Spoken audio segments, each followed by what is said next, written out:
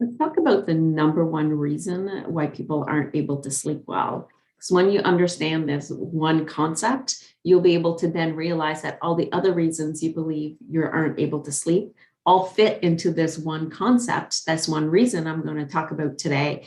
And from that, how can you use this knowledge to actually increase your deep sleep, help you fall asleep faster, stay asleep all night? And this is the key. This is really the key of what we need to learn in order to get our sleep under control. My name is Carol Richard. I'm the founder of the Sleep Success Academy. And before we dig deep into this number one reason, why don't you go to my website, sleepsuccessacademy.com. If you scroll about halfway through the homepage, you will see my free guide, Journey to Better Sleep, 5 action steps to improve the quality of your sleep. Just sign up for that.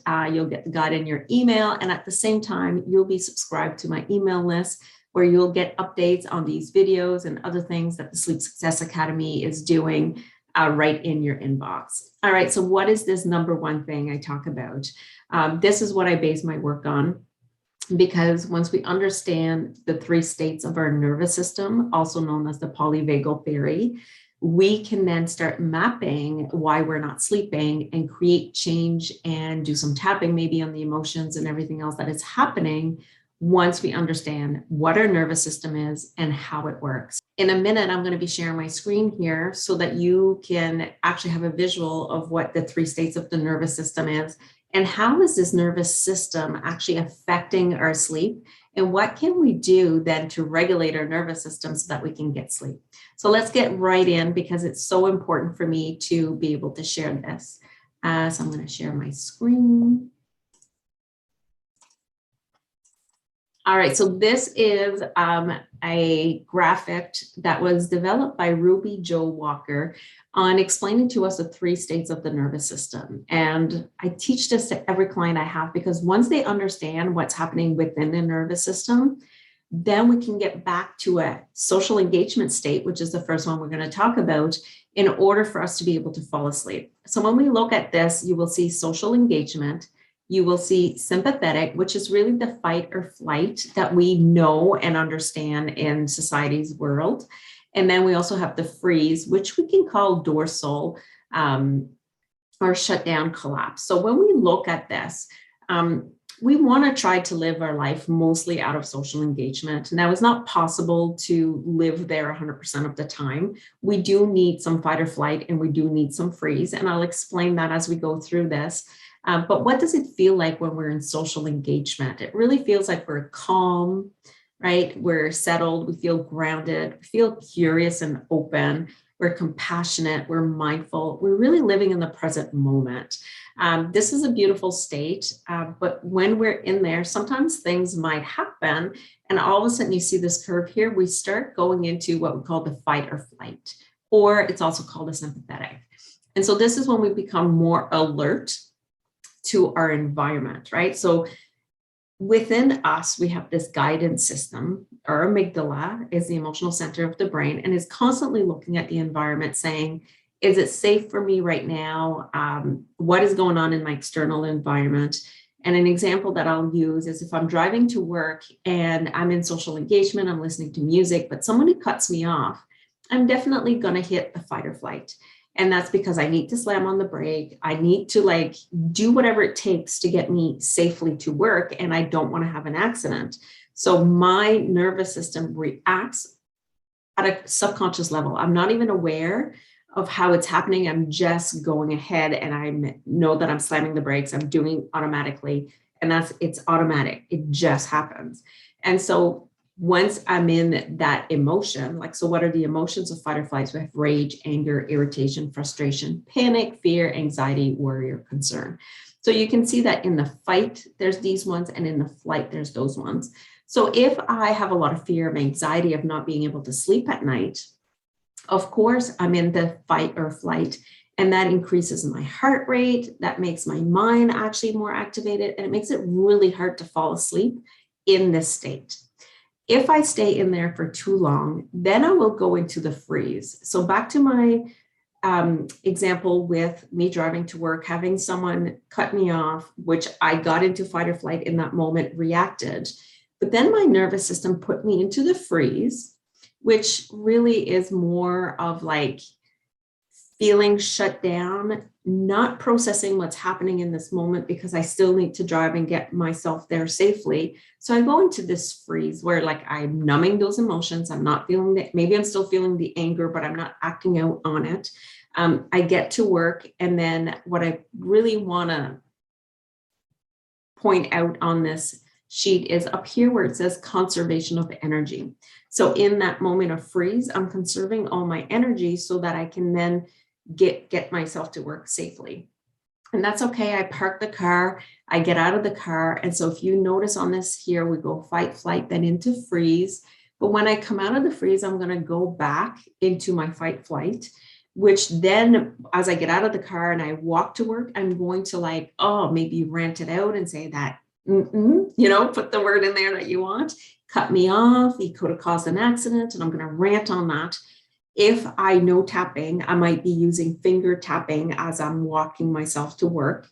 And then once I get to work, by then I've walked, I've tapped, I've ranted, and maybe I'm out of the deactivation and back into my social engagement so that I can get into work and then have a good day. And so that is a normal way that we would go through all three states in a day. But what happens a lot is then I'll have an email, then I'll have something else, and then I'll have my kid call me that he's sick, and then COVID happens, and then the world doesn't feel safe. And then all these things are constantly coming at us all day, which keeps us in the fight or flight, which really keeps us into the panic, the fear, the anxiety, worry, concern. Maybe I feel a lot of anger towards the world, events that are happening, all this thing. And when I'm in there for too long, my body will need to go into the freeze so that I can conserve energy. So it's not always bad to go into the freeze. It can be if we stay stuck there. But when we're not stuck there, we come back out in through the sympathetic again and back into social engagement. It's just a natural way that I'm going to stop sharing now. The natural way our nervous system is made to react to life events happening around us in the world. And the more we can stay in social engagement and go up and down through all three states easily during the day, the better we will feel. We don't only want to stay in social engagement and then not feel our emotions. That's not good either, because we're just shoving it down and we're not really in social engagement. Maybe we're more in a freeze then because we're burying everything. So how does this, number one reason, that's what I wanted to explain, how does that translate into me being able to sleep? What does that have to do with that? I had a client when we went through this. Well, I go through this with all my clients, but this one specific that I'm going to use as an example, she wasn't realizing that all day she was in fight or flight. So she had stopped sleeping. She was probably 3 or 4 months in, not being able to sleep, not understanding what was happening. Didn't feel like something was stressful for her in this moment. Like there wasn't a big event that was stressful. There wasn't anything huge going on at the moment. There had been a few months before. And then what happened is her nervous system got into this fight flight. It was staying in the panic. It was staying in the fear. It was in the anxiety. Really, when I look at, I don't want to say we're post-COVID, but we've been in it for like 2 years. So we have lived with this unsafe feeling because, it's all over the news. We see it on social media. We have friends maybe who have caught COVID that was not a good outcome. Maybe we had COVID and we were sick for a long time, and then the fear just kind of made it worse. So we got stuck in this fight or flight. And then maybe we got stuck in freeze because we just couldn't take it anymore. And so we went in there, and now we can start using tapping to bring us back to social engagement as much as possible and process those emotions and that feeling that we might have stuck inside our body. And this is why I say it's the number one reason that people aren't sleeping is because their nervous system is out of whack, for lack of a better word, for this moment. And we can bring it back online. We can definitely do things. But the first thing is the awareness, right? So my question to you right now is, knowing this, knowing that when you're in fight or flight, it makes it hard to sleep. How can then you or me start doing actions that will help my nervous system calm down before bed? I have lots of YouTube videos out. So the fear that I won't sleep tonight is because I'm in fight or flight and I have this fear. feels true for you in the moment. Maybe you've had like 2 months of no sleep and all of a sudden that's a new habit. Or maybe you have anxiety because tomorrow you have a big presentation. So anxiety about going to sleep because if I don't wake up at my alarm clock, then I might be late at my presentation. All of those are true life events that are the other reasons we're not sleeping, but they all fall into the nervous system. So I hope this helps, gives you a quick example of what the nervous system is. How I do my work with clients is we look at this first, because you have to understand what's happening in order to then be able to create the actions to help you get back to sleep. I always say sleep hygiene is great, but it's not the only thing, because if all you do is decide to go to bed earlier, but your nervous system is in fight or flight, going to bed is not going to help you. You need to be able to deactivate your nervous system so that you can go sleep. And so that's why it's important to know this.